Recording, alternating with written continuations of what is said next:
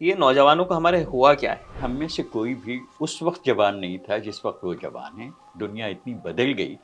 پاکستان کا نوجوان ماحول کا اثر کافی ہوتا ہے. دوسرے ملکوں کے نوجوانوں سے مختلف ماحول میں. بالکل. اس وقت دنیا میں چھپی ہوئی کتابیں ڈیجیٹل کتابوں سے زیادہ خریدی جاتی ہیں. غالب اور غالب اور فیض کی ضرورت اتنی نہیں ہے اس وقت اچھا. جتنی ان لوگوں کی ہے جو ان کو پڑھتے ہوں. یہ جو ناول ہے یہ آپ کو خواب دیکھنا سکھاتا ہے. اتفاق سے کیمپس پہ رہنے کا بھی موقع ملا جب میری بیوی وہاں پڑھ رہی. پورے پاکستان کی سب سے بڑی یونیورسٹی. اس یونیورسٹی کے کیمپس پہ کتابوں کی دکانیں نہیں. جس قسم کی آزادی نوجوان ڈیزرو کرتے ہیں وہ نہیں ہے یہاں. تو انہوں نے کہا کہ ہم اپنے فوجیوں کے لیے سستی کتابیں چھاپیں. مطلب دنیا میں ایسے محکمہ دفاع اور فوجیں بھی ہوتی ہیں جو پبلشنگ ہاؤس بند نہیں کراتی ہیں، وہ کتابیں چھاپا نہیں مارتی ہیں، وہ کتابیں بانٹتے بھی ہیں. یہ that great poet Iqbal was so right. Once you recognize what is beautiful in life, you will never be a slave. السلام علیکم، رفتار پوڈ کاسٹ پر خوش آمدید. ہماری شاید ہی کوئی ایسی مجلس ہو جس میں نوجوان اور بڑی عمر کے لوگ موجود ہوں اور اس میں یہ گفتگو نہ ہو کہ آج کل کے نوجوان کس حد تک بدل گئے. اب کچھ لوگ اس تبدیلی کو مثبت سمجھتے ہیں اور اکثر لوگ اس تبدیلی کو منفی سمجھتے ہیں. یہ نوجوانوں کا ہمارے ہوا کیا ہے؟ کراچی میں اگر ہم رہتے ہیں، کراچی میں ہم بات کرتے ہیں کراچی کے انفراسٹرکچر کی، تو ہم کہتے ہیں کراچی کا انفراسٹرکچر تباہ ہو گیا پچھلے کئی سالوں میں. لیکن اس انفراسٹرکچر پر رہنے والے لوگ کیا وہ بھی تباہ ہو گئے اور اس کے بارے میں اتنی بات کیوں نہیں ہوتی؟ ہمارے ساتھ آج ایک ایسے مہمان موجود ہیں جنہوں نے اپنی زندگی کی کئی بہاریں دیکھی، انہوں نے کئی نوجوانوں کو بھی اپنے سامنے دیکھا. ان سے گفتگو کریں گے کہ اصل میں مسئلہ کیا ہے. السلام علیکم غازی صاحب. جی. اچھا غازی صاحب، آپ کی عمر 80 برس سے اوپر ہے، اللہ آپ کو مزید لمبی زندگی دے. مجھے بتائیے کہ آج سے 40-50 سال پہلے جب آپ نوجوان تھے، آپ کی زندگی کا روٹین جو تھا وہ آج کل کے نوجوان سے کیسے مختلف تھا، اور اس میں کیا ایسا اچھا انپٹ تھا؟ کتابیں پڑھنی تھی اور دوسری کیا ایسی چیزیں تھیں جو آج کل کے نوجوان سے مختلف ہے؟ دیکھیے، آپ نے کہا 40-50 سال پہلے، جی. میں کہوں گا 50-60 سال پہلے. اچھا، چلیے، میں نے ذرا لیوریج دے دیا آپ کا. ہاں وہ زمانہ پتہ نہیں کھو گیا. مسئلہ یہ ہے کہ ہر عہد کے نوجوان جو ہوتے ہیں جی. وہ مختلف دور میں زندہ رہتے ہیں اور مختلف ان کی صورتحال ہوتی ہے. یہ جو ہمارے جیسے بزرگ ہیں، اگر وہ یہ کہیں کہ ہمیں پتہ ہے نوجوان ہونے کا مطلب کیا ہے کیونکہ ہم بھی کبھی جوان تھے، تو یہ غلط ہے. کیونکہ ہم میں سے کوئی بھی اس وقت جوان نہیں تھا جس وقت وہ جوان ہیں. دنیا اتنی بدل گئی کہ کوئی ریفرنسز ہمارے اپنے ایکسپیرینسز کے ویلڈ نہیں ہیں. اچھا. جس عہد میں آج کل کے نوجوان جی رہے ہیں اس کو ہم اس طرح محسوس نہیں کر سکتے جس طرح وہ نوجوان محسوس کر رہے ہیں. تو یہ کہنا کہ ہم جانتے ہیں کہ ان پہ کیا گزر رہی ہے، یہ مشکل ہے. وہ ایک اور دور میں گزر رہے ہیں. اب آپ نے بات کی کہ دیکھیں، جب ہم نوجوانوں کی بات کریں تو 2-3 مختلف چیزیں. ایک تو یہ کہ نوجوان ہونا اپنی جگہ ہے، رائٹ آف پیسیج جسے کہیں، جو کچھ گزرتی ہے نوجوانوں. ایک یہاں نوجوان ہونا، پاکستان کا نوجوان ماحول کا اثر کافی ہوتا ہے. دوسرے ملکوں کے نوجوانوں سے مختلف ماحول میں. تو نوجوان ہونا تو اس میں تو وہ شیئر کرتے ہیں ساری دنیا پرابلمس. ہاں، ساری پرابلمس ہوتی ہیں نوجوان ہونے میں، جو ذہن میں تبدیلی، جسم میں تبدیلی، ایموشنس میں تبدیلی. تو نوجوان ہونے کی کچھ خصوصیات ہوتی ہیں جو ہر عہد میں اور ہر ملک میں ہو سکتی ہیں. لیکن ہمارے ملک میں نوجوان ہونے کا کیا مطلب ہے، یہ ایک سوال ہے. اور جس آپ نے کہا کہ جیسے کہ ایک تنزلی یا ایک طرح کا ڈیکلائن ہے، جی. تو وہ تو بہت ہے. اچھا. وہ بہت ہے، اور خاص طور پر پاکستان میں اور کراچی اس کی بڑی مثال ہے. آپ نے انفراسٹرکچر کی بات کی، تو آپ کا مطلب تھا انفراسٹرکچر کے جو عمارتیں بنتی ہیں اور سڑکیں بنتی ہیں اور وہ ہوتی ہیں. ایک انٹلیکچوئل انفراسٹرکچر کا بھی ہم ذکر کر سکتے ہیں. بالکل.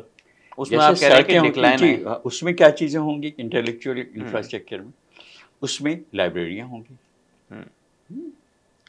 اس میں کیمپسز پہ جو ایکٹیویٹیز ہوتی ہیں وہ ہوں گی، اس میں اخبارات ہوں گی، اس میں کتابیں ہوں گی. اور میں یہ سمجھتا ہوں کہ کتابیں جو ہیں وہ بنیاد ہے. اگر کسی ملک میں پڑھے لکھے لوگ کتابیں نہیں پڑھتے تو وہ ملک ترقی نہیں کر سکتا، زندہ نہیں رہ سکتا. ہمارے ساتھ یہی کچھ ہو رہا ہے. سر آپ لوگوں کے زمانے میں جب لائبریریز بھی تھیں، کتابیں بھی تھیں، میں یہ جاننا چاہ رہا ہوں کہ یہ صرف ایک مت ہے کہ پہلے لوگ زیادہ پڑھتے تھے، یا آپ اپنی زندگی میں اپنے نوجوانی میں آپ دیکھتے تھے کہ آپ بھی کتابیں پڑھ رہے ہیں، ایک ماحول تھا کیا کتابیں پڑھنے کا؟ بہتر ماحول تھا، اچھا. بہتر ماحول تھا، بہت بہتر ماحول تھا. لیکن وہ ماحول دنیا میں ہے. دیکھیں، جو ملک ترقی کر رہے ہیں اور جو ملک آگے بڑھے ہیں، جن ملکوں کے بارے میں ہم کہتے ہیں کہ وہاں کی زندگی بہتر ہے نا. اب تو ہر طرح کے پیمانے ہیں نا. ایک تو پیمانہ ہے کہ دولت کس کے پاس زیادہ ہے، جی کہ بھی پیمانہ. ایک تو یہ بھی ہیپینس کا بھی ایک وہ ہوتا ہے کہ ہیپینس کا سروے ہے کہ دنیا میں سب سے ہیپی ملک کون سا ہے. جی. اسی طرح یہ سروے بھی ہیں کہ کریٹیوٹی کے حساب سے جی. ادب اور فنون اور لٹریچر ہاں وغیرہ. ان کا زندگی میں کیا رول ہے. تو میں ایک مرکزی حیثیت سمجھتا ہوں کتابوں کی ہے. اس پہ میں نے بہت، یعنی ایک طرح سے میرا ایک مشن ہے. اور وہ مشن یہ ہے کہ میں اس ملک میں جو ریڈنگ ہیبٹس نہیں ہیں، جو کتابوں سے دوری ہے لوگوں کی، میں اس کو بہت بڑا عذاب سمجھتا ہوں. اچھا. اور میں یہ سمجھتا ہوں کہ اگر نوجوان کتابیں پڑھیں، افسانوی ادب پڑھیں، لٹریچر پڑھیں، پوئٹری پڑھیں، فنون لطیفہ سے ان کی واقفیت ہو، تو اجتماعی طور پر معاشرے کی کریٹیوٹی بھی ہوگی. اجتماعی طور پر اصل میں ہم ترقی کا پیمانہ سمجھتے ہیں صرف اگر معاشی ترقی کو، یا ہم ماحول اور کہتے ہیں کہ سیاست سب سے اہم ہے. میں سمجھتا ہوں کہ جو مورل اور انٹلیکچوئل ڈیکلائن ہے وہ اس سے زیادہ اہم ہے کہ جو پولیٹیکل یا اکنامک ڈیکلائن. سر بہت اہم بات کی آپ نے کہ جب ہم یہ بات کرتے ہیں کہ پولیٹیکل پارٹیز میں یہ ہو رہا ہے اور پاکستان میں پولیٹیکل سسٹم ہمارا خراب ہو گیا، آپ یہ کہہ رہے ہیں کہ پولیٹیکل سسٹم تو اوپر کی بات ہے، بات کی بات ہے ہمارے معاشرے میں ایسے ڈکلائن آ گئے. آپ نے بھی ذکر کیا کہ کتابیں لوگ پہلے پڑھتے تھے اور آپ کا یہ ہدف ہے، آپ کا یہ مقصد ہے کہ آپ کتابیں کو فروغ مزید دیں. مجھے بتائیں کہ اب جب نیٹ آ گیا ہے، ہر معلومات ہماری ساری ایک کلک کی دوری پہ ہیں، جو نوجوان جو ہے ان کے پاس معلومات کا خزانہ ہے، تو اس کے بعد جو کتابوں کی کیا ضرورت ہے؟ ارے یہ بڑی اچھی بات. یہ جب بھی میں نوجوانوں سے بات کروں تو یہ ایک پوائنٹ آتا ہے. یہ پوائنٹ آتا ہے. اس پوائنٹ کا جواب یہ ہے کہ کیا پاکستان دنیا کا اکیلا ملک ہے جہاں ٹیکنالوجی آئی؟ اور کیوں لوگ کتابیں پڑھ رہے ہیں؟ دوسرے یہ کہ لوگ کہتے ہیں فرصت نہیں ہے. تو بھئی یہ نوجوان جو ہیں یہ کیا اوباما سے زیادہ فار انسٹنس مصروف ہیں کہ جو کتنی کتابیں پڑھتا ہے ہمیں پتہ ہے؟ کیا بل گیٹ سے زیادہ مصروف رہتے ہیں یہ کہ جو وہ کتابیں پڑھتا ہے وہ شیئر کرتا ہے کہ یہ 5 کتابیں اس سال میں نے پڑھی ہیں جو اہم ہیں آپ پڑھیں؟ یہ پورا ایک یعنی پڑھنے کا اور پہلے یہ ایک اور کہانی ہے کہ جب ڈیجیٹل بکس شروع ہوئیں، جب انٹرنیٹ آیا اور یہ ہوا کہ ہم اسکرین پہ پڑھ لیں گے، تو ایک خطرہ یہ پیدا ہوا کہ کتابیں جو ہیں وہ ختم ہو جائیں گی. اخبارات کی اشاعت تو کم ہوئی ہے اور وہ ہونی تھی، وہ ایک اور کہانی ہے. کتابوں کے بارے میں یہ ہوا کہ اب جو ٹریڈیشنل بکس ہیں، پرنٹڈ بکس ہیں، ان کی ضرورت نہیں رہے گی. یہ کینڈل آپ لے لیں، وہ اس میں 400 کتابیں آتی ہیں، آپ جیب میں رکھ لیں تو لائبریری آپ کی جیب میں ہے نا. ہاں، ایسا نہیں ہوا. شروع میں ضرور یہ ہوا کہ ڈیجیٹل کتابیں زیادہ لوگ لیتے تھے. اس کی بھی ایک پورا سروے ہوتا ہے اور اس کی معلومات آپ کے پاس ہیں کہ سال ڈیجیٹل کتابیں کتنی لوگوں نے خریدی. وہ بھی تو خریدی جاتی ہیں، سستی ہوتی ہوں گی. اور چھپی ہوئی کتابیں کتنی خریدیں. اس وقت دنیا میں چھپی ہوئی کتابیں ڈیجیٹل کتابوں سے زیادہ خریدی جاتی ہیں. دنیا میں جہاں بھی آپ کتاب کی بات کرتے ہیں وہ چھپی ہوئی کتاب ہے. آپ CNN دیکھتے ہیں، BBC دیکھتے ہیں، اس میں لوگوں کا انٹرویو ہو رہا ہوتا ہے. کہیں کوئی پروفیسر، کوئی بھی ایسا انٹرویو آپ نے دیکھا ہے کہ جس میں کتابوں کی شیلف پیچھے؟ بالکل آپ غور کریں، اگلی دفعہ دیکھیں تو دیکھیے گا کتابوں کی شیلف، کتابیں. اصل میں کتابیں پڑھنے کا شوق جو ہے وہ بچپن سے شروع ہوتا ہے. تو اس کا نظام تعلیم سے خاص تعلق ہے اور اس کا ماحول سے بھی تعلق ہے. اب ہم نوجوانوں کی بات کریں تو نوجوانوں کو ہم قصوروار پوری طرح اس لیے نہیں ٹھہرا سکتے کہ وہ جس دنیا میں بڑے ہو رہے ہیں اس وقت، بلکہ پاکستان جو ہے ایک ایسا ملک ہے جس میں نوجوان ہونا بہت مشکل ہے. سر یہ آپ نوجوانوں پہ ہم مزید بات کرتے ہیں. آپ نے بیچ میں کہا کہ جس ماحول میں ہوتے ہیں، 2-3 نکات میرے ذہن میں سے آتے ہیں. ایک تو ہمارے تعلیمی نظام کے متعلق ہے، لیکن اس پہ کافی گفتگو ہوتی ہے، ہم بھی گفتگو کرتے ہیں اس تھوڑی دیر میں. ایک آپ لوگوں کی نسل تھی، ایک آج کل کے جو 15-20 سال کے لڑکے ہیں ان کی نسل ہے. آپ کو یہ نہیں لگتا کہ بیچ کی جو نسل تھی اس کی تربیت میں کافی مسائل تھے؟ انہوں نے جن شخصیات سے انہوں نے علم حاصل کیا، یا اس زمانے کے جو انٹلیکچوئلس تھے، شاعری میں دیکھ لیں، سیاست میں دیکھ لیں، ادب میں دیکھ لیں، فنون میں دیکھ لیں، تو بڑی شخصیات ان کے زمانے میں موجود تھی جن کو انہوں نے ڈائریکٹ دیکھا، لیکن انہوں نے خود اپنی شخصیات نہیں دی. جو انہوں نے پاس آن کیا ہماری نسل کو، اس میں اور جو انہوں نے دیکھا تھا اس میں بڑا گیپ ہے. آپ نہیں سمجھتے کہ ان کی ذمہ داری ہے کہ انہوں نے تربیت صحیح نہیں کی؟ نہیں یہ صحیح ہے، لیکن یہ جو موازنہ ہے نا کہ پچھلی نسلیں اور وہ تھے، یہ میرے خیال میں اس سے ہمیں ہٹ کے بات کرنی چاہیے. اچھا. وہ اس لیے کہ ماحول بدلتا ہے. اب آپ دیکھیے کہ اس زمانے میں پڑھے لکھے لوگوں کی تعداد ٹیکنیکلی اب سے بہت کم تھی. تو ہمارا ریفرنس وہی طبقہ ہے کہ جو پڑھا لکھے لوگ ہوا کرتے تھے. لٹریسی کتنے % تھی، ہے نا، کالجوں میں کتنے لوگ پڑھتے تھے. تو وہ ایک اور نظام تھا اور ایک اور وہ تھی.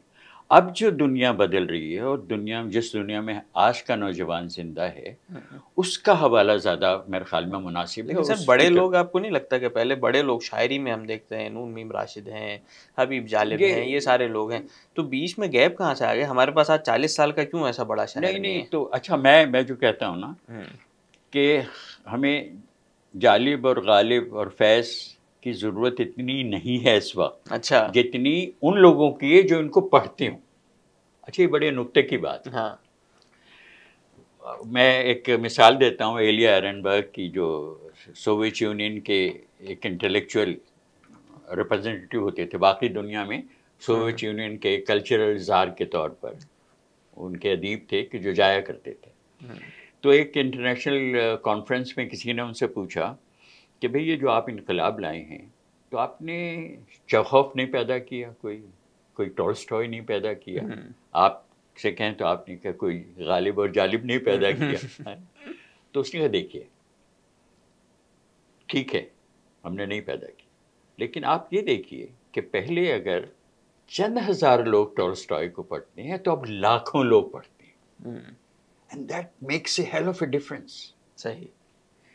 اگر بہت لوگ، اب جیسے ہمارے پاس جو لوگ ادب ہمارا جو کریٹ ہو رہا ہے وہ اچھا ادب ہے، لیکن اس کے پڑھنے والے نہیں ہیں. اگر پڑھنے والے نہیں ہوں گے تو دنیا کیسے بدلے گی؟ تو اس پہ کتابوں، میں نے کہا نا کہ آپ کو کتابیں میرا پیشن ہے، اس پہ اتنے فیکٹس ہیں اور اتنے حقائق ہیں کہ آپ حیران رہ جائیں گے جب میں بتاؤں جہاں کے حوالے سے. اب جیسے جاپان کا ایک موراکامی بہت ان کا مقبول رائٹر ہے. یہ 2014 میں اس کا ایک ناول شائع ہوا اور کافی دنوں بعد وہ آ رہا تھا. تو ایک ہفتے میں 10 لاکھ کاپیاں بکی اس کی، ایک ہفتے میں. اچھا، ہمارے سینس آف نمبرز بھی نہیں، 10 لاکھ کاپیاں اس ناول کی ایک ہفتے میں بکی. اور ہم ایسے ملک کی بات کر رہے ہیں ملک کیسے بنتے ہیں، اور یہ ایسے ملک کی بات کر رہے ہیں، ہم سے چھوٹا ہے، بہت چھوٹا ہے. اچھا، آج ہم یہ گفتگو کر رہے ہیں، آج تاریخ کیا ہے؟ 8 مئی 2000. 8 مئی جو ہے وہ دوسری جنگ عظیم کی یورپ میں خاتمے کی تاریخ ہے. آج وہ منایا جا رہا ہے، وکٹری ان یورپ ڈے. اچھا. آج 8 مئی کو ہی ونسٹن چرچل نے تقریر کی تھی کہ جنگ ختم ہو گئی ہماری یورپ میں اور ہم جیت گئے. مطلب تو جو دوسری جنگ عظیم تھی اس کا بڑا ذکر ہوتا ہے. اس کا ایک پہلو کتابوں سے بھی اس کا ایک تعلق. اچھا. اور وہ بہت عجیب و غریب، میں بتاتا ہوں آپ کو. ہوا یہ کہ دوسری جنگ عظیم میں امریکہ نے جب شرکت کی، جنگ تو بیشتر یورپ میں لڑی گئی، فارس میں، افریقہ میں. پرل ہاربر کے بعد امریکہ شامل ہو گیا. شامل ہو گیا.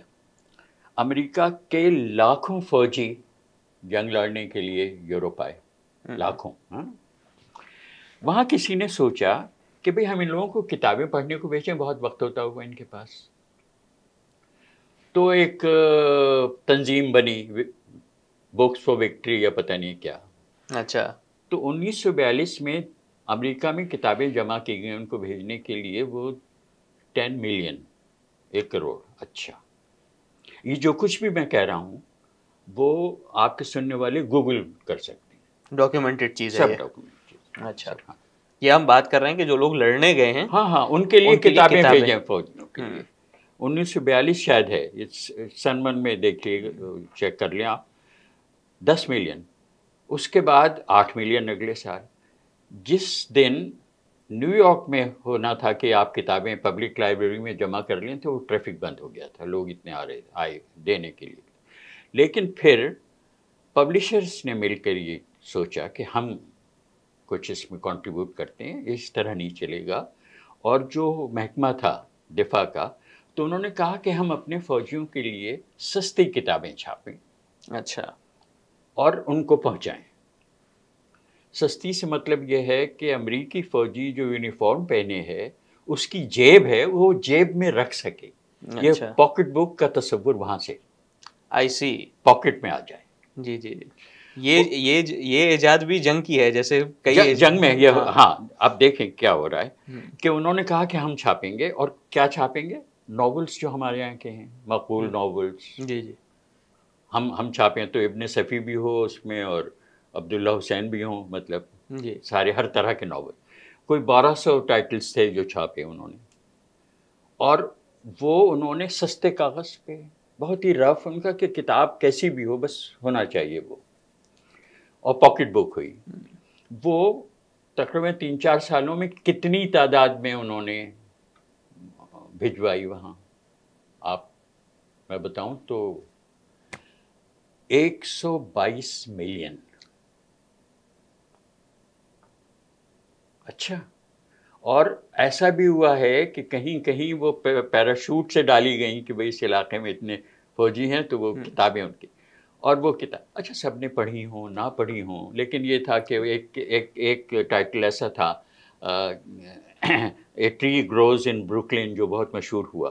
اچھا تو وہ یہ ایک آپریشن ہو گیا, جنگ ہو گئی. ٹھیک ہے, یہ لوگ بات. سر آپ سنجیدہ بات کریں, سوری میں آپ کی بات کاٹ رہا ہوں. مطلب دنیا میں ایسے محکمہ دفاع اور فوجیں بھی ہوتی ہیں جو پبلشنگ ہاؤس بند نہیں کراتی ہیں, وہ کتابیں چھاپا نہیں مارتی ہیں, وہ کتابیں بانٹتے بھی ہیں. یہ دیکھیں نا, یہی فرق ہے شاید.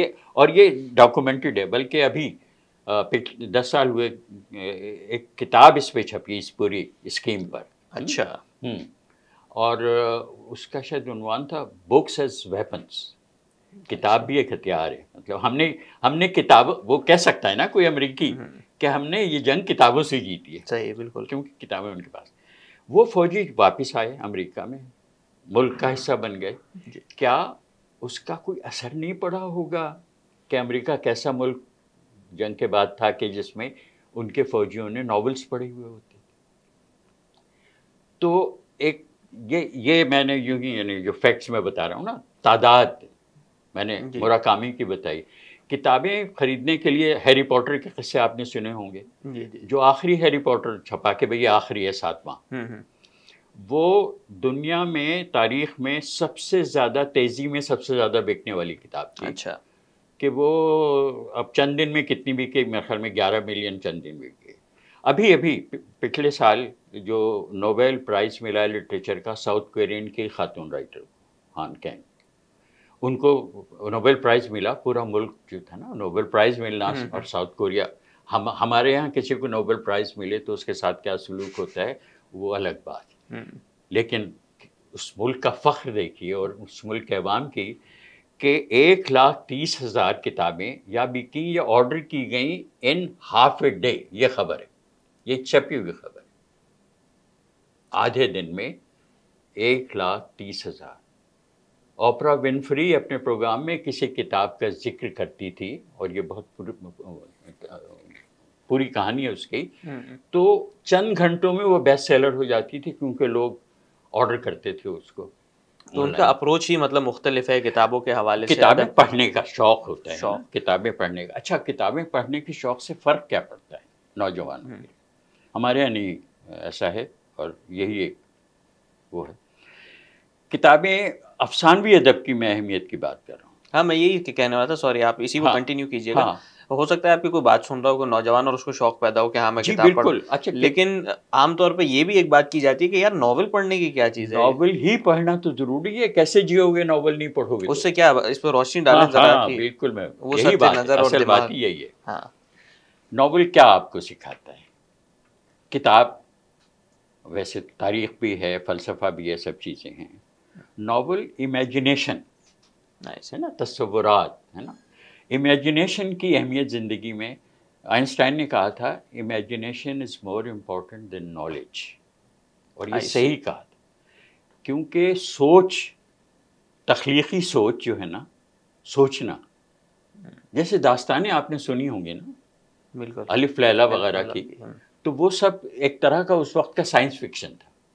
آپ کا سائنس فکشن اور ہوتا ہے, یعنی قالین اڑ رہی ہے اور نا, ہاں, الادین کا چراغ ہے اور یہ دوسری چیزیں ہیں, جامع جمشید ہے جس میں آپ کو پوری دنیا دکھائی دے رہی ہے. اچھا, اب ہے نا آپ کی جیب میں. اچھا, تو یہ جو ناول ہے یہ آپ کو خواب دیکھنا سکھاتا ہے, اور خواب دیکھنا زندگی کی ایک بہت اہم ضرورت ہے. وہ خواب جو آپ جاگتے میں دیکھتے ہیں, بیکاز اس سے آپ کی امیجن. اچھا, خواب دیکھنا بھی کوئی آسان کام نہیں, جاگتے میں خواب دیکھنا بھی کوئی آسان کام نہیں, کیونکہ آپ کا خواب محدود ہے آپ کے علم سے, آپ کے تجربات سے, آپ نے جتنا پڑھا ہے اس سے.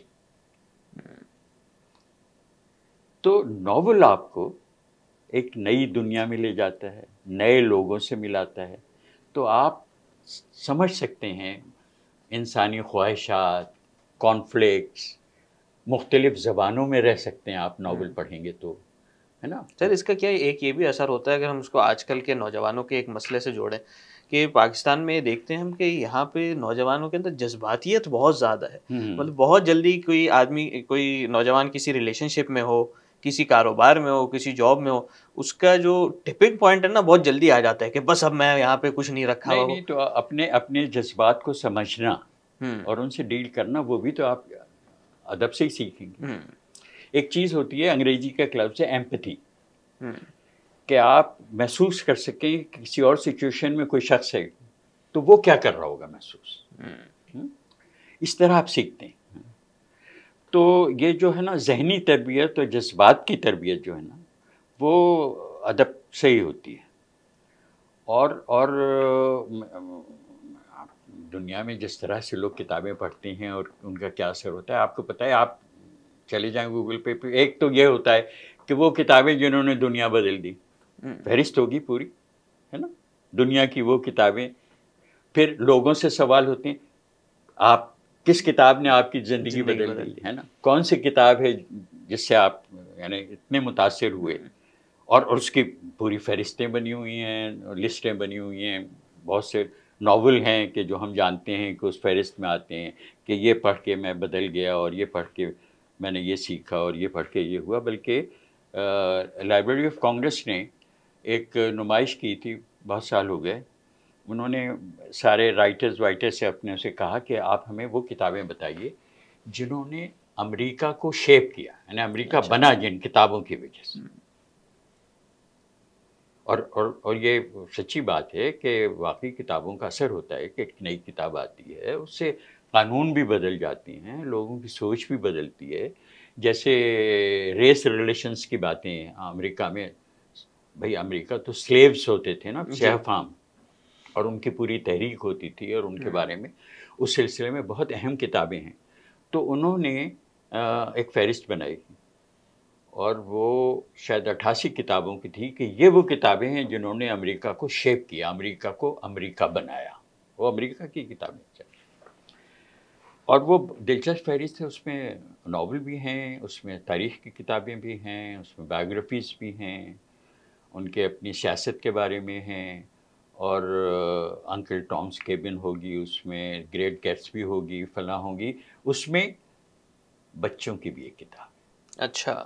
گڈ بائی مون, جس نے امریکہ کو شیپ کیا. جس نے امریکہ کو شیپ کیا. وہ کیسے کیا کہ وہ کتاب ہے بچوں کے لیے جو 3 سال سے بڑی اتنی عمر کے بچوں کو والدین پڑھ کے سناتے, اور وہ اتنی مقبول ہے اور اتنی سب کو پتہ ہے امریکہ میں اس کی کہانی وغیرہ سب. گڈ بائی مون وہ بھی اس میں شامل ہے. جوائے آف کوکنگ کتاب ایک آئی ہوگی کہ جس سے کوکنگ, وہ بھی اس میں شامل ہے. تو کتابیں جو ہیں وہ بہت ضروری ہیں, اور افسانوی ادب بہت بہت بہت ضروری ہے, شاعری اور ادب. سر آپ نے یہ ذکر کیا امریکہ میں شیپ کرنے میں کتابوں کی اہمیت تھی, آپ نے جن مثالوں کا ذکر کیا اس سے میرے ذہن میں یہ سوال پیدا ہوا کہ پاکستان میں جو ایک قوم, پاکستانی ریاست نے بھی مختلف مراحل میں ہماری قوم کو ایک قوم بنانے کی مختلف کوششیں کی, لیکن ان کوششوں کا کتابوں سے کوئی تعلق نہیں رہا کبھی بھی. ہماری شاید یہ سوچ رہی کہ ہم ایک مشترکہ بیانیہ ایک بنائیں جس میں سارے پاکستان کا ایک ہی بیانیہ, ایک ہی سوچ, ایک ہی کلر میں پاکستانی ہو, کیونکہ ہم سب ایک قوم کی طرح سوچیں.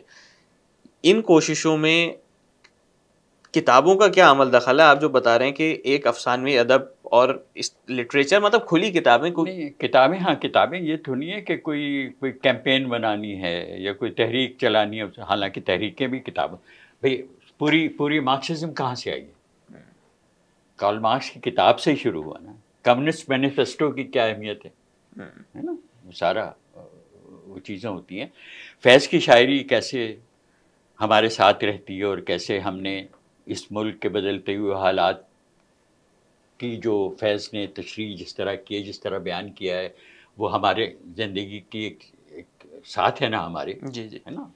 تو کتابیں اور یہ وغیرہ یہ کسی تحریک وحریک کے لیے نہیں, بلکہ یہ تہذیب کو ایوالو کرنے کے لیے, ایک سویلائزیشنل چینج لانے کے لیے. ہاں.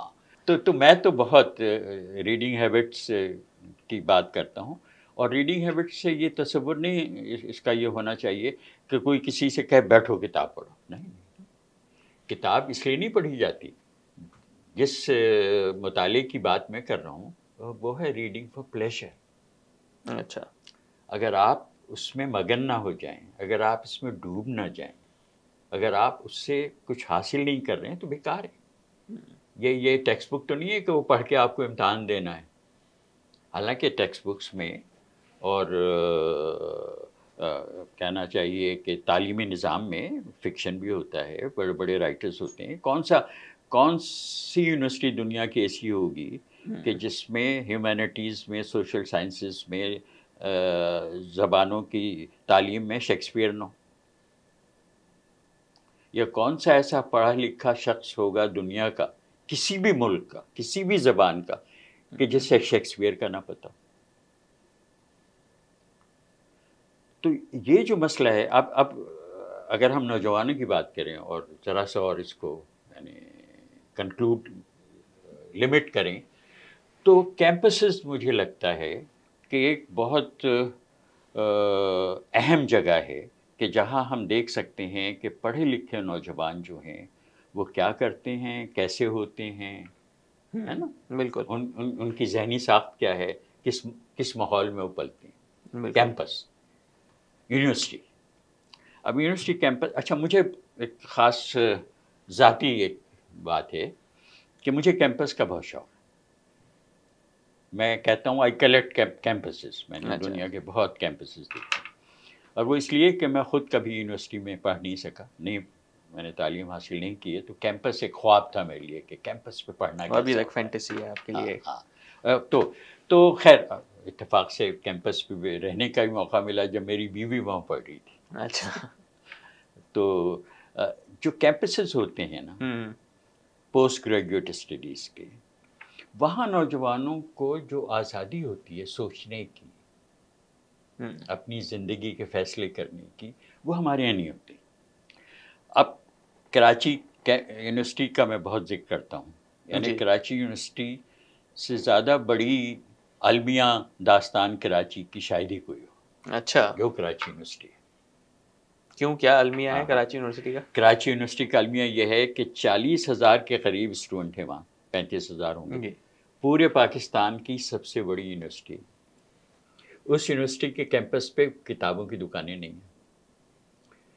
یہ میں تصور نہیں کر سکتا کسی مغربی ملک کے کیمپس کی کہ جہاں اتنے بہت سے طالب علم ہوں اور کتابوں کی دکانیں نہ ہوں. کراچی یونیورسٹی پہ تو کھوکھا اخباروں کا بھی نہیں ہوتا تھا. اور یہ میں 40 سال سے اس کا رونا رو رہا ہوں. اچھا. وہاں جائیں تو یہ نہیں ہوتا کہ کسی کے بغل میں کوئی کتاب ناول کوئی کچھ ہے نہیں. 40,000 اسٹوڈنٹ فرض کیجئے، 35,000 ہیں جتنے بھی ہیں، اور ایک فیکلٹی ہے، اور وہ سب پی ایچ ڈیز ہیں، وہ بھی 700-800 کچھ ہوں گے. ان کا کیا کنٹریبیوشن ہے پورے شہر کی جو تہذیبی، کلچرل، انٹلیکچوئل لائف ہے اس میں دکھائی دیتی. وہ 10 آپ دیکھیں ابھی جو سارا ٹرمپ کے آنے کے بعد اور اس سے پہلے ساری خبریں آپ کو پتہ ہے نا، امریکہ کی یونیورسٹیز کا پتہ ہے آپ کو کہ وہاں پر غازہ کے لیے کس قسم کے پروٹیسٹ ہوئے. آپ کو پتہ ہے کیمپس لگائے گئے ہیں نا. اچھا، پولیٹیکل ایکٹیویٹی وہاں پہ بہت زیادہ ہے. اچھا ٹھیک ہے. کراچی میں اب ہم تو غازہ پر بات کرنے پہ پابندی تو اس ملک میں شاید نہیں ہے، ابھی تک تو نہیں ہے نا. نہیں. اچھا، کراچی میں ایک واٹس ایپ کا گروپ بنایا، ہمارے دوست اس میں شامل تھے، ان سولیڈیرٹی وتھ پیلسٹائن.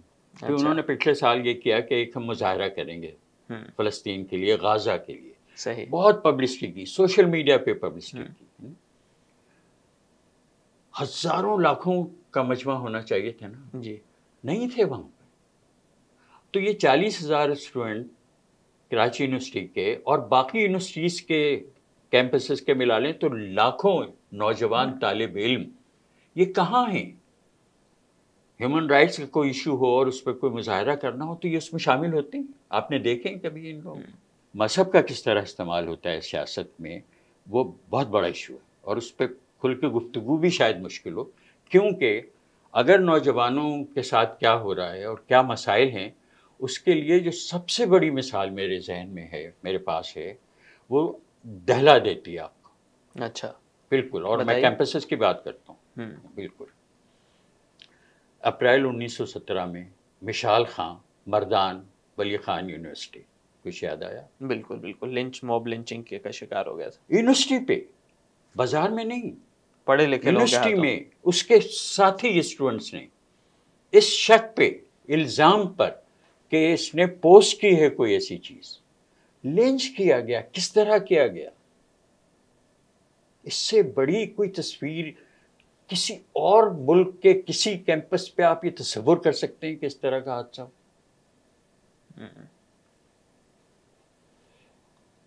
یہ ہے نوجوان، اور یہ ہے اعلیٰ تعلیم کا ماحول اور معیار. سر نوجوانوں کی ہم بات کر رہے ہیں، آپ کو نہیں لگتا ایک بہت بڑا چیلنج ہے مذہب کی؟ آپ بات کر رہے تھے اس حوالے سے کہ نوجوانوں کے اندر ایک طرف ہماری یہ کوشش ہونی چاہیے کہ ان کے اندر کسی بھی قسم کی انتہا پسندی ہرگز نہیں ہے. دوسری طرف یہ چیز بھی ایکولی امپورٹنٹ ہے کہ نوجوانوں کی جو آئیڈینٹی ہے اس کو اپنا آئیڈینٹی کرائسس نہیں ہو. اس کو پتا ہو کہ بھئی وہ جس بھی مذہب سے تعلق رکھتا ہے، مسلمان ہے تو اس کی مسلمان آئیڈینٹی پہ اس کو شرم نہیں آنی چاہیے، اس کو اس کی طرف سے وہ ہونا چاہیے. بالکل نہیں آنی چاہیے، بالکل. لیکن میں تو حقائق کی بات کر رہا ہوں. جی جی. نہیں، میں اسی چیلنج کی بات کر رہا ہوں کہ کیسے ان دونوں چیزوں کو کیا جائے. صحافت سے بھی آپ کا اگر تعلق ہے تو دو چیزیں بہت اہم ہوتی ہیں، حقائق بہت اہم ہوتی ہیں. بالکل. اور دوسرے کسی بھی واقعے کو صحیح طرح دیکھنا اور اس کو رپورٹ کرنا بہت ضروری ہوتا ہے. تو میں تو اس پورے منظرنامے کو دیکھنے کے لیے میرے پاس تو دو ہی کھڑکیاں ہیں کہ واقعات کون سے ہیں اور حقائق کیا ہیں. جو انتہا پسندی ہمارے یہاں ہے، جو عدم برداشت ہے، اس میں تو تہذیب نہیں پل سکتی. اچھا، اور وہ کس قسم کی ہے؟ اس کی کیا مثالیں دوں میں آپ کو؟ کیا اس ملک کے ایک شہر میں ایک استاد سے لوگ اس لیے خفا ہو گئے کہ وہ ڈارون کا فلسفہ پڑھا رہا تھا، اور کیا بعد میں کیا اس کو معذرت نامہ پڑھ کے جاری کرنا پڑا کہ میں نہیں پڑھاؤں گا، اور میں یہ مانتا ہوں کہ عورتوں کی حیثیت مردوں سے کم ہوتی ہے. تو ایک تو یہ صورتحال ہے. تو اور دوسرے یہ ہے کہ جو میں نے کہا تھا کہ نوجوانوں کے لیے نوجوان ہونا بہت مشکل ہے، وہ یہ ہے کہ جس قسم کی آزادی نوجوان ڈیزرو کرتے ہیں وہ نہیں ہے یہاں. اور اس میں خاص طور پر آپ لڑکیوں کو دیکھیں. یہ صحیح ہے کہ ہمارے یہاں ایک طبقہ ہے جس میں خواتین کو پوری آزادی ہے، اور اعلیٰ تعلیم میں تو ان کی تعداد بہت زیادہ ہے اور سب کچھ ہے. But imagine being a woman in this country. لیکن سر یہ تو آج سے 40 سال پہلے مزید مشکل تھا، اس حوالے سے تو مزید مشکل ہوگا. شاید اتنا مشکل نہ ہو. اچھا، کیسے؟ جیسے یہ کہ آپ ابھی تو کہہ رہے تھے نا کہ آپ کے زمانے میں یہ ہوتا تھا، اور ویسے ہاں میں یہ جاننا چاہ رہا ہوں وہی تو کہ عورتوں کی آزادی کراچی کے لحاظ سے یونیورسٹی میں خواتین جو ہیں جس طرح گفتگو کر سکتی تھیں، میل جول تھا، کو ایجوکیشن کا سا ایک ماحول تھا، وہ کم ہوتا گیا. اور خواتین جو ہیں کچھ میں نے کہا نا کہ ایک طبقہ ایسا ہے جس میں خواتین کو بڑی آزادی ہے اور وہ بہت آگے بڑھ رہی ہیں. لیکن ایک قدامت پسند سوچ جو ہے اس نے اب خواتین جو ہیں ان کا مردوں کے ساتھ مختلف جو زندگی کے کاروبار ہیں اور جو مصروفیات ہیں ان میں شامل ہونا آپ دیکھتے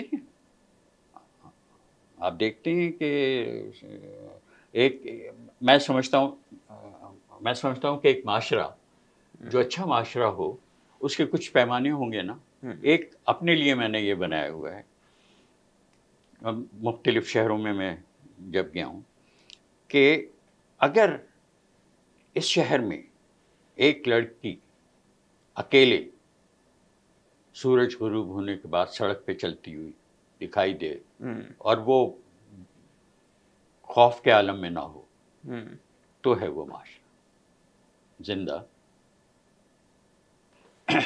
جو مسئلہ ہے وہ یہ ہے کہ خواتین کی تعلیم، جو ہم اپنی پسماندگی کی بات کرتے ہیں نا، تو ایک اور بات بھی دیکھنا ہے جو میں کہتا ہوں حقائق. اب سے 20 سال پہلے چلے جائیں، 30 سال پہلے چلے جائیں تو پاکستان کہاں تھا اور اب کہاں ہے. ساؤتھ کوریا کا بھی ذکر ہوا تھا، وہ جو ادب کے نوبل انعام کے حوالے سے. ساؤتھ کوریا 1960s میں ہم لوگ بہت کہتے تھے نا کہ ہمارے 5 ایئر پلان سے ہم سے پیچھے تھا. اب ساؤتھ کوریا کہاں ہے؟ کیسے ان ملکوں نے ترقی کی؟ ایک وقت تھا کہ ہماری فیکس آمدنی چین سے زیادہ تھی 40 سال پہلے، تو چین اب کہاں ہے؟ ساؤتھ کوریا نے جو ترقی کی اس میں بہت سی باتیں ہیں، اور وہ ایک الگ پوری ڈبیٹ اس پہ ہونی چاہیے. اور یہ صحیح ہے کہ انہوں نے ہمارے 5 ایئر پلان سے سیکھا تھا. اچھا، یعنی اس کو ایک ماڈل بنایا تھا. یہ بات میں 2 دفعہ بلکہ 3 دفعہ باقاعدہ ساؤتھ کوریا ایک اسٹڈی ٹور کے طور پہ گیا ہوں. اچھا، بہت. تو ان کے مشکل دنوں میں انہوں نے جو ایک کام کیا اور یہ سوچ سمجھ کے کیا، انہوں نے کہا ہم بچیوں کو تعلیم دیں گے. ایجوکیٹنگ دا گرل معاشی ترقی کے لیے سب سے یعنی کاسٹ افیکٹو کہیں نا، جیسے ہوتا ہے نا کہ ٹرانسپورٹ کے لیے ریل سب سے اچھی ہے کار سے. معاشی تبدیلی کے لیے، معاشرتی تبدیلی کے لیے اور معاشی ترقی کے لیے بچیوں کو تعلیم دینا، سب بچیوں کو تعلیم دینا، وہ فیصلہ کن چیز ہوتی ہے. اور جنوبی کوریا نے کیا یہ. اب جنوبی کوریا جو ہے وہ معاشی طور پر ایڈ گیونگ کنٹری ہے، اور جنوبی کوریا میں اب میں نے کہا نا کہ آدھے دن میں 1,30,000 کتابیں خریدی اب ان کا آرڈر ہوتا ہے. جو نوجوان ہوتے ہیں وہ بدلتے ہیں دنیا کو، لیکن وہ نوجوان ہوتے ہیں جو ایک سوشل انقلابی اور وہ سوچ ہو. ہمارے اب نوجوانوں کے ساتھ جو کچھ بھی ہو چکا ہے اب ان کی وہ صلاحیت مجھے دکھائی نہیں دیتی، ممکن بھی نہیں دکھائی دیتی. اب آپ دیکھ لیں ابھی بنگلہ دیش میں جی وہاں پہ اسٹوڈنٹ 1 سال ہونے والا ہے تو اسٹوڈنٹس نے بدل دیا. جیسا بھی ہے اس کے اچھائی برائی بعد میں دیکھ لیں. تو اس کی بھی بڑی کہانیاں کیمپسز کی جو میں بات کر رہا ہوں. جی جی جی جی ویتنام جنگ کو 50 سال ہوئے ختم ہوئے، وہ بھی ابھی کی بات ہے. ابھی انہی دنوں میں یہ بات ہو رہی ہے کہ 50 سال ہو گئے ویتنام جنگ کو ختم ہوئے. ویتنام جنگ میں کتنے امریکی مارے گئے؟ کوئی 50,000 سے زیادہ، 60,000 کے قریب، ہے نا. بہت بڑی جنگ تھی، لاکھوں ویتنامیز مارے گئے. انہوں نے اپنی دنیا نہیں بنائی. ویتنام جنگ کے خلاف امریکہ میں جو تحریک اٹھی، جو خیال پیدا ہوا، وہ کیمپسز سے ہوا، نوجوانوں سے ہوا. بڑی اس کی کہانیاں ہیں کیمپسز پہ کیا ہوا. ایک بہت مشہور تصویر بھی ہے کینٹ یونیورسٹی کی، جس میں ایک شخص کو گولی لگی ہے، ایک لڑکی جو ہے وہ ایک ہاتھ اٹھا ہوا ہے اور حیرت سے دیکھ رہی. وہ تصویر ایک نمایاں ایک چیز ہے کہ اسٹوڈنٹس کے پروٹیسٹ سے وہ شروع ہوا اور اسٹوڈنٹس نے وہ بدلوایا. 1968 میں جو 60s تھے نا، ان میں نوجوانوں کی ایک بڑی تحریکیں دنیا بھر میں چلی. ہمارے یہاں بھی 68 میں نوجوانوں کی ایک تحریک چلی تھی. تو ذوالفقار علی بھٹو جس کے جب ایوب خان سے الگ ہوئے، ہاں تو وہی زمانہ تھا. پوری دنیا میں نوجوان جو تھے وہ دنیا بدلنے کی جدوجہد کر رہے تھے. تو فرانس میں 1968 بہت مشہور ہے. فرانس میں نوجوانوں نے ایک بغاوت کی تھی. تو اسٹوڈنٹس، تو سوربن یونیورسٹی جو ہے پیرس کی، وہاں سارتر جیسے، سارتھ جو بھی ہے نا، ژان پال سارتر فلسفی، وہ اسٹوڈنٹ سے تقریر کرنے، اسٹوڈنٹ سے بات کرنے آتے تھے تو سڑکیں بھر جاتی. پیرس کی سڑکیں بھر جاتی تھیں کہ سارتر وہاں آ رہا ہے. ہمارے یہاں جب فیض حیات تھے، 84 میں ان کا انتقال ہوا، اس سے پہلے کراچی میں ہم نے کہا کہ فیض صاحب کی نئی کتاب ہے تو وہ خود سائن کریں گے. جی تو یہاں مڈ ٹاؤن ایک کتابوں کی دکان تھی، وہاں ان کو آنا تھا. اس کی خبر چھپوائی گئی. وہاں تو سڑک نہیں بھری، کچھ بھی نہیں ہوا. تو ہم کہاں ہیں یہ ہمیں پتہ نہیں ہے. ہم جو ہیں اور دنیا میں کیا ہو رہا ہے اس سے ہمارے نوجوان بھی پوری طرح خبر نہیں، حالانکہ لگے ہوئے ہیں وہ اسکرین پہ ہر وقت لگتا ہے.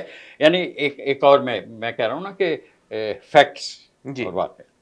ہمارے ایک دوست ہیں این جی اوز کے بڑے، لاہور میں ہوتی ہیں. تو انہوں نے یہ قصہ مجھے سنایا. انہوں نے کہا کہ وہاں کالجوں کے مختلف ہیں، ساؤتھ پنجاب کالج اور فلاں بہت سے. تو ان میں سے کسی نے کہا کہ آپ ہمارے یہاں ایم اے کے اسٹوڈنٹ سے آ کے بات کریں. تو سب کو جمع کیا گیا، وہ گئے. تو کہ ہال تھا وہ میرے خیال میں 200-250 لوگ ہوں گے. تو انہوں نے کہا کہ آپ میں سے کتنے لوگ ہیں جو مجھے بلوچستان کے 3 شہروں کا نام بتا دیں کوئٹہ کو چھوڑ کے. کہنے لے کوئی ہاتھ نہیں اٹھا. These are facts. میں کراچی یونیورسٹی جب بھی گیا ہوں، اب ایک کہانی اور میں چلتے چلتے سنا دوں اگر وقت پتہ نہیں ضرور بتائیے کہ کراچی یونیورسٹی میں جو میں باتیں کر رہا ہوں اسی قسم کی باتیں میں کر رہا تھا. تو کافی اسٹوڈنٹس تھے. تو میں نے کہا بھئی آپ میں سے کتنے لوگوں نے پچھلے 6 مہینے میں کوئی ناول پڑھا ہے؟ تو 6-7 ہاتھ اٹھے.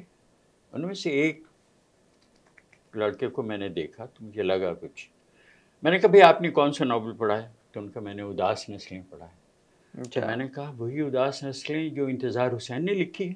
تو کہہ لیا ہاں. میں ان دونوں جنگ میں کالم لکھتا تھا. میں نے اپنے کالم میں لکھا، پھر کسی اور نے کالم لکھا کہ انتظار صاحب کو مبارکباد دی کہ مبارک ہو کہ آپ نے اداس نسلیں بھی آپ ہی نے لکھی. تو یہ سب چیزیں ہیں جو ہم دن رات دیکھ رہے ہیں. تو اس کو بدلنے کے لیے نوجوان ہی کچھ کر سکتے ہیں، کیونکہ ہمارے ہاں نوجوان جو ہیں وہ پوٹینشیلی تو نوجوان ہی ہیں نا، وہی صلاحیتیں ہیں نا، پوٹینشیل تو ہے نا.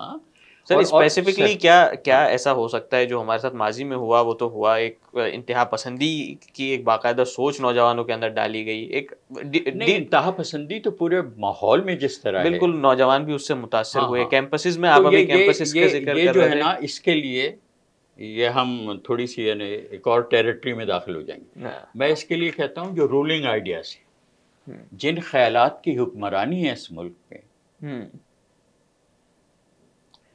بھائی یعنی دنیا میں کتنے ملک ہیں،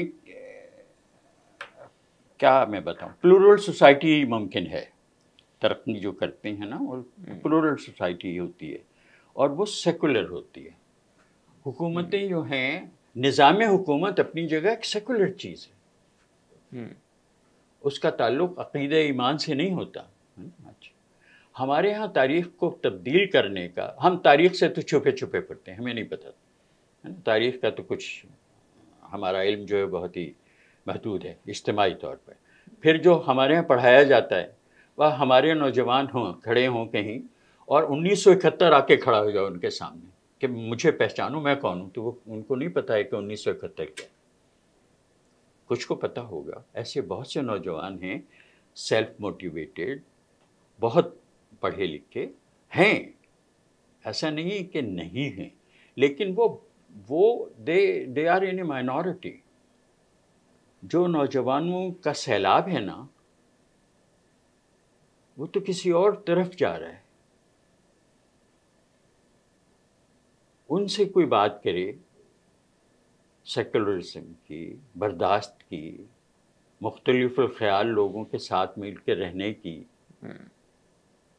ان سے کوئی بات کرے کہ دنیا کو کیسے بدلنا ہے، تو ذرا مشکل ہو جاتا ہے.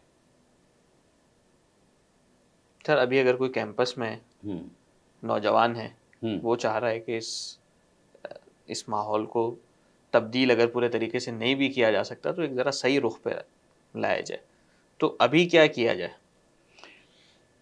دیکھیں میں تو یعنی کوئی اس طرح کی یعنی تحریک نہیں چلا رہا. میں تو کہتا ہوں کہ افراد اپنے اپنے طور پر خود کو اگر بدلیں تو وہ بھی بڑی بات ہے. اور وہ بدلنے کا طریقہ کار یہی ہوگا کہ کتابیں مزید پڑھیں؟ نہیں، کتابیں پڑھنا بھی، ہاں کتابیں ضرور پڑھیں، کتابیں ضرور پڑھیں اور سوچیں اور خواب دیکھیں. اور خواب دیکھنے کی بات تو ادھوری رہ گئی. تو خواب دیکھیں، ہاں لائبریریاں ہوں، بلکہ ایک انگریز رائٹر ہے، اس کا ایک بہت مشہور لیکچر بہت زمانے پہلے میں نے پڑھا تھا. اس کا ٹائٹل یہی تھا کہ why our survival depends on reading, libraries and day dreaming. اچھا، اور very interesting. Day dreaming is important. کیسے سپنا کریں؟ دیکھنا، سپنا دیکھنا. یوں عام چہرے پہ یوں بیٹھ کے کیسے؟ ہاں آپ یہ سمجھیں کہ کوئی بیٹھا ہوا سوچ رہا ہے. دیکھیے ڈے ڈریمنگ کیا ہوتا ہے، میں اس سلسلے میں سائنس فکشن میں تو وہی ہوتا ہے نا، ڈریمنگ ایک طرح کی سائنس. ایک کہانی اور کہ اب سے بہت سالوں پہلے چین میں ایک کانفرنس انہوں نے منعقد کی سائنس فکشن کے اوپر. تو ایک برطانوی رائٹر جس کو انہوں نے انوائٹ کیا تھا، اس نے کہا یہ کیا سوجھی آپ کو کہ آپ سرکاری طور پہ سائنس فکشن پہ کانفرنس کر رہے ہیں. تو انہوں نے کہا کہ بھئی ہم یہ دیکھ رہے تھے کہ ہم ہر چیز بنا لیتے ہیں، چین میں ہم بہت کامیاب ہیں، لیکن ہم ایجادات میں اتنے کامیاب نہیں ہیں. نئی چیز نہیں بناتا. امریکہ میں جس طرح پیٹنٹس ہوتے ہیں، نئی چیزیں بناتے ہیں، تو کیا فرق ہے؟ تو ہم نے لوگوں کو بھیجا امریکہ، دیکھیں کہ بھئی کیا ہے. تو وہ گئے، وہ جو سلیکون ویلی ہے، یہ مائکروسافٹ، یہ سب ایپل کہ ان کے جو وہاں لوگ کام کرتے ہیں ان سے ملیں. تو کہ ہم نے یہ دیکھا کہ ان میں جو لوگ کام کر رہے تھے انہوں نے اپنی نوجوانی میں سائنس فکشن بہت پڑھی ہے. اچھا. تو ہم نے سوچا کہ ہاں سائنس فکشن تو بہت امپورٹنٹ. تو مطلب آپ جب کہہ رہے ہیں ڈے ڈریمنگ کریں تو آپ یہ نہیں کہہ رہے کہ خیالی پلاؤ بنائیں، سائنس فکشن خیالی پلاؤ بھی ہے کہ خیالی پلاؤ میں اگر نہیں یہ محاورہ اگر ڈے ڈریمنگ سے روکتا ہے تو پھر ٹھیک نہیں ہے. خیالی پلاؤ بھی پکائیں, اور خیالی پلاؤ پکائے بغیر کون ہے نا. ہاں خیالی پلاؤ تو سبھی پکاتے ہیں, لیکن یہ کہ سوچنا, دیکھیں نا جو امیجنیشن کی بات تھی نا, وہاں اگر آپ جائیں, امیجنیشن کی تو امپورٹنٹ چیز ہے نا. Every thing is imagined. چیزیں کہاں سے آئی ہیں؟ اب ترقیاں ہوتی ہیں, ایجادات ہوتی ہیں, چیزوں میں تبدیلی ہوتی ہے, وہ سب کسی کی سوچ سے تو ہوتی ہے نا. تو اس سوچ میں ایک تخلیق کا عنصر ہونا, ایک انوویشن کا, اس کو کیا کہیں گے, انوویشن کے لیے بھی ایجاداتی سوچ بھی ایک ہونی چاہیے نا. تو آدمی سوچے گا نہیں اور آؤٹ آف دا باکس کہیں اور خواب نہیں دیکھے گا. خواب تو بہت ہی امپورٹنٹ. چلیں اسی نوٹ پہ کہ ہم بہتر مستقبل کا خواب دیکھتے ہیں. بہتر مستقبل کا خواب یعنی دیکھیں نا, نعرے کے طور پہ نہ دیکھیں, بالکل اپنی زندگیوں کو سنواریں, اپنے آپ کو علم سے آراستہ کریں. علم بمانے ایک تہذیبی جو ایک وہ ہوتی ہے, خوبصورتی کو سمجھنا بھی ایک بڑی ضروری ہے. کنکلوژن کے طور پہ میں ایک خوبصورتی پہ ایک بات یاد بالکل کر دیں کہ وہ ایک انگریزی ناول ایک انڈین رائٹر کا تھا, دا وائٹ ٹائیگر, اس پہ فلم بنی تھی. اس میں اس نے ایک سین لکھا ہے, اس میں اس نے کہا کہ مجھے شاعر بہت پسند ہیں 4, اس میں رومی, غالب, اقبال, وہ ایک ہے کہانی اس طرح کی. تو اس نے کہا کہ وہ اپنے بھتیجے کو زو لے جاتا ہے. اچھا, وہ اس ناول میں نیکسلائٹس کا بہت ذکر ہے, جیسے ہمارے یہاں اس طرح کا ناول ہو تو اس میں دہشت گردوں کا ذکر ہو, ہے نا. ہاں, ان کے لیے وہ دہشت گرد تھے. تو وہ لے جاتا ہے زو, اور وہاں پرندے ہیں بہت سے رنگین. اچھا. تو وہ یہ سوچتا ہے کہ اگر سب بچوں کے ہاتھوں میں ڈرائنگ بکس ہوں اور کلرز ہوں تو پھر نیکسلائٹس تو نہیں آئیں گے.